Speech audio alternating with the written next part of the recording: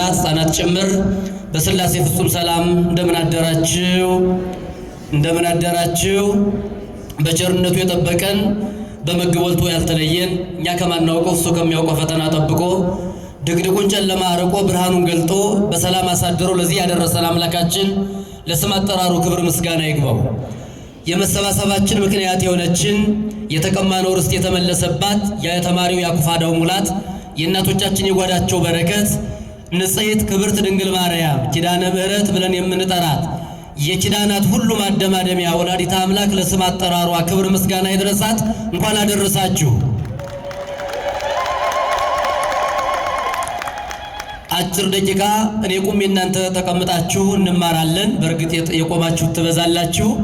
ዕፀ ሕይወት ይእቲ ለኩሎም ሁሌ ይትመረወዝዋ ለሚመረኮዝባት የሕይወት ዛፍ ናት። መጽሐፈ ምሳሌ ምዕራፍ 3 ቁጥር 18 ላይ የተመዘገበ ኃይለ ቃል ነው። ይህንን ቃል የተናገረው የአባቱ ኪዳን የተፈጸመለት ሰሎሞን ነው። ከስድስቱ ኪዳናት መካከል ስድስተኛው ኪዳነ ዳዊት ተብሎ ይጠራል። እንግዲህ ለዳዊት የተገባለት ቃል ኪዳን ምንድነው? ከዙፋንህ ከዘርህ በዙፋኔ ላይ ባለስልጣን ንጉሥ እሾምልሃለሁ የሚል ቃል ኪዳን እግዚአብሔር ለዳዊት ነግሮታል። ይህም የተፈጸመ በሰሎሞን ነው። ለዚህ ነው ሰሎሞን በአብራኩ ለያዛት አንዲት የሕይወት ዛፍ ዕፀ ሕይወት ይእቲ ለኩሎሙ ሁሌ ይትመረወዝዋ ለሚመረኮዝባት ሁሉ የሕይወት ዛፍ ናት ብሎ የተናገረላት ዛሬ የሰበሰበችን የመሰባሰባችን ምክንያት የሆነችን ወላዲተ አምላክ ንጽሕት ክብርት ድንግል ማርያም ስለሷ የተናገረውን ምስጢር ትንሽ አንስተን እንማማራለን። ዛሬ እንደምታውቁት ሁላችሁም እመቤታችን ቅድስት ድንግል ማርያም ዓመታዊ ክብረ በዓሏን እናከብራለን። በሌላ አጠራር ኪዳነ ምሕረት ብለን እንጠራታለን። ኪዳነ ምሕረት ማለት የምህረት የቸርነት የይቅርታ ስምምነት ማለት ነው። የይቅርታ ውል ኪዳነ ምሕረት። እንግዲህ አምላካችን እግዚአብሔር ኪዳነ ምሕረት ተብሎ ራሱም ይጠራል። ይህንን የጀመረው በቀዳሚው አዳም በሱ ጊዜ አዳም በበደለ ጊዜ ከልጅ ልጅ ተወልጄ አድንሃለሁ የሚል ትንቢታዊ የሆነ ቆይቶ የሚፈጸም የምሕረት ቃል ኪዳን ለአዳም መጀመሪያ ሰጥቶት ነበረ። ያ የአዳም የተሰጠው ቃል ኪዳን የመጀመሪያው ቃል ኪዳን የምሕረት ቃል ኪዳን ተብሎ ይጠራል። ነገር ግን 5500 ዘመን መጠበቅ ነበረበት። የምሕረት ቃል ኪዳን ለአዳም የተሰጠው ተስፋ ነው። ቅድም ዘማሪያኑ እንደሰማችኋቸው ታላቁ ሊቅ አባ ሕርያቆስ በቅዳሴው የደረሰውን አንቲ ውእቱ ተስፋሁ ለአዳም አመ ተሰደ እምገነት፣ አዳም ከገነት በተሰደደ ጊዜ አለኝታ ተስፋው ስንቁ አንቺ ነበርሽ አንቺ ነሽ ብሎ የተናገረላት ማምላክ ወላዲተ አምላክ ዛሬ ኪዳነ ምሕረት ብለን የምንጠራት የመጀመሪያ ለአዳም በጆሮው የሰማት ድንግል ማርያምን ነው። እግዚአብሔር ለአዳም በጆሮው ያሰማው ስለ ድንግል ማርያም ነው። ምን ብሎ በመጽሐፈ ቀሌምንጦስ እንደተመዘገበው እነሆ ከልጅ ልጅ ተወልጄ አድንሃለሁ አለው። እመቤታችን ድንግል ማርያም የአዳም እናቱ ናት፣ የአዳም ልጁ ናት። ሁለት ግብር አላት፣ ሁለት ባህሪ አላት፣ እናትነትና ልጅነት።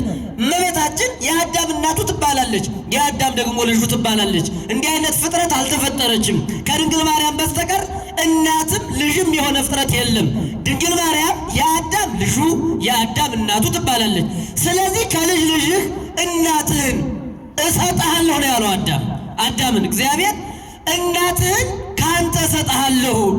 አዳም እናቱን አስገኝቷል፣ አዳም ልጁን አስገኝቷል። ስለዚህ የመጀመሪያው የምሕረት ቃል ኪዳን የሰማው አዳም ነው። እንግዲህ 7 ኪዳናት አሉ እንደምታውቁት። የመጀመሪያው እሱን ታሪክ ለመተረክ ሰዓትም ስለሌለን የቅዳሴ ሰዓትም እየደረሰ ስለሆነ እንግዲህ ኪዳነ አዳም የመጀመሪያው ነው። ለአዳም ተስፋው እመቤታችን ናት የተነገረው ኪዳነ ኖህ ይቺ ምድር እንዳትጠፋ። ቀጥሎ ደግሞ እግዚአብሔር እያማስና ለምድር በማየ አይህ በጥፋት ውሃ ምድርን አላጠፋትም ብሎ ለኖህ የሰጠው ቃል ኪዳን ሁለተኛው። ለአብርሃም ደግሞ ዘርህን አበዛልሃለሁ የሚል ሶስተኛውን ኪዳን፣ እንደዚሁም ደግሞ ለሙሴ ጽላቱን የሰጠው ስድስተኛው ደግሞ ማነው? መልከጼዴቅ ኪዳነ መልከጼዴቅ የክህነትን ኪዳን የሰጠው ለመልከ ጼዴቅ ነው። ከዛም ለዳዊት የነገስታትን የንግስናን ኪዳን የሰጠው ለዳዊት ነው። መጨረሻ ግን ሰባተኛዋ ኪዳን እመቤታችን የስድስቱ ማተሚያ ሆና የስድስቱ ኪዳናት አዳምም ተስፋ ያደረጋት ኖህ ተስፋ የተሰጠው ምድር እንደማጠፋ እመቤታችን አምሳል ክህነት ደግሞ የመልከ ጼዴቅም ደግሞ የክህነቱ ኪዳን የተሰጠው ኦ መቅደስን ተባቲ እንተ እግዚአብሔር ተክህነ ባቲ አቤቱ እግዚአብሔር ያገለገለባት መቅደስ እንደምን ያለች ናት ተብሎ የተነገረለት አማናዊው ካህን ክርስቶስ የሚወለድባት የተወለደባት ድንግል ማርያም ንጽሕት ዘር አብርሃም ደግሞ ከሰማይ ከዋክብት ከምድር አሸዋ ዘርህን አበዛልሃለሁ ያለው ለአብርሃም የተሰጠውም ደግሞ ንጽሕት ዘር ሁና ዓለም የዳነባት እውነተኛዋ ንጽሕት ዘር ድንግል ማርያም የእነዚህ ሁሉ ማደማደሚያችን ለሙሴ የተሰጠው ኪዳን ጽላት በእብን የተጻፈ ጽላት ነገር ግን ቃል ራሱ ክርስቶስ የተጻፈባት አማናዊት ኪዳን ድንግል ማርያም ዳዊት ከአንተ ዘር ነገስታት አይታጡም ብሎ እግዚአብሔር የሰጠው ተስፋ ንጉሠ ነገሥት ክርስቶስ የተወለደባት ድንግል ማርያም ይችላታልና ሰሎሞን አባት የተስፋ ያደረጋት በአብራኩ ይዞ ትንቢት የተናገረላት ዕፀ ሕይወት ይእቲ ለኩሎሙ እለ ይትመረወስዋ ለሚመረኮዝባት የሕይወት ዛፍ ናት። ለማን? ከአዳም ጀምሮ ላለው ፍጥረት ሁሉ ለሚመረኮዝባት። እንደምታውቁት ቀጥ ያለ በትር ቢመረኮዙበት ከዳት ከእንቅፋት ያድናል። ማምላክ ወላዲተ አምላክ የሕይወት ዛፍ ናት። እሷ ዛፍ ናት፣ ልጇ ፍሬ ነው። ለዚህ ነው ሊቁ ቅዱስ ያሬድም አንቲ ውእቱ ዕፅ ቡሩክ ሰሎሞን ዕፀ ሕይወት ይእቲ ለኩሎሙ እለ ይትመረወስዋ ያለሽ አንቺ የተባረክሽ እንጨት ነሽ። ወዕፀ ሕይወት የሕይወት እንጨት ነሽ። ህየንተ መድኃኒት ዘውስተ ገነት በገነት ውስጥ ካሉት እጽዋት ሁሉ የምትበልጭ እነዚያ ፍሬያቸው አንዱ ፍሬ 7 ዓመት ይበላል በገነት ያለው አንቺ ዕፅ ሆነሽ የሕይወት ዛፍ ሆነሽ ያስገኘሽው ፍሬ ግን 7 ቀን ተበልቶ የሚያበቃ አይደለም አለ። ለዘላለም ቢበላ የማያልቅ እውነተኛ ፍሬ ነው አለና ወዘበላ እምኔው ሕይወተ ዘላለም ያዩ ኪዳነ ምሕረት ከአንቺ የተገኘውን ፍሬ የበላ ደግሞ ለዘላለም ሐሳር ጉስቁልና ሳያገኘው በክብር ይኖራል፣ ሕይወትን የሚያድል ነው ብሎ ያመሰገናት ታላቁ ሊቅ ቅዱስ ያሬድ ከዚህ የተነሳ ነው። ስለዚህ ለሚመረኮዝባት የሕይወት ዛፍ ናት። ማን? ኪዳነ ምሕረት። ለምንድን ነው ኪዳነ ምሕረት የተባለችው? የኪዳናት ማደማደሚያ ናት። እንደምታስታውሱት ኪዳነ ምሕረት ብለን የምንጠራት ንጽሕት ክብርት ድንግል ማርያም አምላክን ወልዳ በዚህ ዓለም ስትመላለስ ያለ ደስታ ነው የኖረችው። አምላክን ወልዳ ንጉሥን ወልዳ እንጀራን ወልዳ ትራባለች፣ መጠጥን ወልዳ ትጠማለች፣ ቤትን ወልዳ ቤት አጣለች፣ ልብስን ወልዳ በብርድ ወድቃለች። ድንግል ማርያም ያላገኛት መከራ የለም። ክርስቶስ ከሞተ በኋላ ወደ መቃብሩ ሄዳ ትጸልይ ነበረ። ጌታዬ ሰማይና ምድር የማይችሉ ጌታ ሞት የማይስማማ አምላክ በለበሰው ሥጋ ሞትን እያለች ጎልጎታ ላይ መቃብሩ ላይ ሄዳ ታለቅስ ነበረ። ያን ጊዜ ግን ልጇ ወዳጇ ወደ እመቤታችን መጥቶ እናቴ ሆይ ይህን ያህል እንባ ምን ያስፈስስሻል? ምንድን ነው አለ። መላእክት ወስደው ገነት ሲኦልን አስጎበኙኝ። በዚያ ያሉ ኃጥአን በዝተዋል፣ መከራ የበዛባቸው በዝተዋል። ጌታዬ ሆይ የድህነት ምክንያት እንደሆን ቃል ኪዳንህን ስጠኝ አለችው። እናቴ የምትለምኚውን ሁሉ አደርግልሻለሁ አለ። ምን ላደርግልሽ? በስሜ የተማጸነ ዕፀ ሕይወት ይእቲ ለኩሎሙ እለ ይትመረወስዋ በስሜ የተማጸነ በስሜ ቀዝቃዛ ውሃ የሰጠ ያጠጣ ቤተ ክርስቲያንን በስሜ የሰራ ይህን ሁሉ ደረሽልኝ ያለ አማልጅኝ ያለውን ሁሉ ያንተ እናት መሆኔን በድንግልና ጸንሼ በድንግልና መውለዴን አንተም እንበለ ዘራ ቢሲ መወለድህን የሚያምን ሁሉ ይህን የሚመሰክር ሁሉ ለዘላለም እንዲኖር ቃል ኪዳን ግባልኝ አለችው ድንግል ማርያም። እናቴ ሆይ እውነት እልሻለሁ የምትለምኝልኝን ሁሉ የሚቀር ነገር የለም፣ ሁሉን አደርግሻለሁ፣ ሁሉን አደርግልሻለሁ። በስምሽ የተማጸነውን እናንተ ፀሐይ ላይ ቆማችኋል። ለሚመረኮዝባት የሕይወት ዛፍ ስለሆነች የድንግል ፍቅር አገብሯችሁ የለመንሽኝን ሁሉ አደርግልሻለሁ አላት። በስምሽ የተማጸነውን ይልቁንም ምልጃሽን የተማመነውን የሕይወት ዛፍ ምርኩዝ መሆንሽን ያመነውን ሁሉ እምርልሻለሁ አላት። ይህን ተስፋ ያደረጉ ምዕመናን እመቤታችንን ፀሐዩ ሳይበግራቸው፣ ጭቃው ሳያንገላታቸው፣ እንቅፋቱ ሳያስፈራቸው፣ መከራው ሳያስደነግጣቸው የድንግል ማርያም የቃል ኪዳኗ ታቦት ባለበት ሁሉ ምዕመናን ይተማሉ። ለምን ከተባለ ለሚመረኮዝባት የሕይወት ዛፍ ናት። ምን አይነት ዛፍ ናት? ምዕመናን ተናገሩ። ምን አይነት ዛፍ ናት? የሕይወት ዛፍ። ዛፍ ጥላ ሆኖ የደከመው ያርፍበት ያላበታል። የተራብነዎች እኛ የበላንባት የሕይወት ዛፋችን ድንግል ማርያም ናት። በኃጢአት የተቃጠልን እኛ በዛፉ ጥላ እንደምንጠለል በምልጃዋ ጥላ ተጠልለን ያለን የሕይወት ዛፋችን ድንግል ማርያም ናት። ክብር ምስጋና ለእናታችን ይሁንልን። ለሚመረኮዝባት የሕይወት ዛፍ ናት። ይህንን ያመኑ ሰዎች በምልጃዋ ተጠቅመዋል። የኪዳናት ሁሉ ማደማደሚያ የሆነችው አምላክን ያስገኘችልን ድንግል ማርያም ከዕለታት አንድ ቀን አንድ ሰው ሁልጊዜም በቤታችን ይህንን ቃል ኪዳኗን አምኖ የሚኖር ያለውን ሀብት ሁሉ የሚሰጥ ሰው ነበረ። ታሪኩን እንደምታውቁት የበላይ ሰብ እመቤት ብለን ምንጠራት ለሚመረኮዝባት የሕይወት ዛፍ ናት። ነገር ግን ሰይጣን አባቶቻችን የፈተነ ሰይጣን ይህንን ሰው ስምዖን የተባለውን ሰው ፈተነው። ምን አደረገው? ጸሎት አስረሳው፣ ጾምን አስረሳው፣ አስጠላው፣ ፍቅርን አስጠላው፣ ከእግዚአብሔር አራቀው። ይልቁንም ሌላ ክፉ መንፈስ አሳደረበት። ሙሉ ታሪኩን አልተርክላችሁም ከሰዓታችን አንፃር። ስምዖን የተባለ ቅምራዊ ሰው ሀብታም ነበር። ሰይጣን ሀብቱን ጨረሰበት። የሚበላው የሚጠጣው አጥቶ ተንኮለኛ ሆነ፣ ክፉ ሰው ሆነ። በዚህ ምክንያት ሀገር ጥሎ መሰደድ ጀመረ። ሀገር ጥሎ ሲሰደድ አንድ ቀን አንድ ሰው እግዚአብሔር ባወቀ ከሩቅ በሽተኛ ሰው ወደ እሱ አመጣ። እንግዲህ ሌላውን ታሪክ ላለመተረክ ነው። አንድ ሰው አስገኘለት። እግዚአብሔር ምክንያት ይፈልጋል። እግዚአብሔር በበሽታ በኩል ያስተምራል። እግዚአብሔር በጤና በኩል ያስተምራል።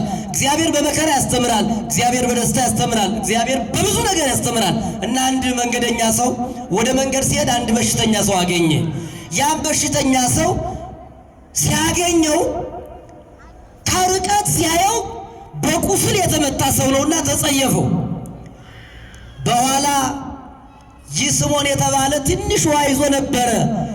ውሃ በመንቀል ምግብ በአገልግል ይዞ መሰደድ ልማድ ነው እና በመንቀል ወይም በቅል ከያዛት ውሃ ያ በሽተኛ እኔና እናንተ ዛሬ መንገድ ላይ ወድቀው ስናያቸው ሰዎችን ምን እንደምንል አስታውሱ። እባክህን እባክህን ከሱ ከያዘው ውሃ ትንሽ አጠጣኝ ብሎ ለመነው። ከዛ ቅዱሳንን ጻድቃንን እየጠራ ለመነው። ዝም ብሎ አለፈ። እባክህን ሰማይና ምድርን የፈጠረውን ጌታ ስለወለደች ስለ ድንግል ማርያም የሁላችንም የሕይወት ዛፍ ስለሆነች ስለ ወላዲተ አምላክ ብለህ ጉሮሮ የተቃጠለ እባክህን ትንሽ ውሃ ቅምሰኝ አለው። ይችን ሴትማ አውቃታለሁ አለ። ተመልከቱ፣ ታሪኩን አሳጥሬው ነው ይገባችኋል። ይችን ሴት አውቃታለሁ፣ ትዝ አለችኝ።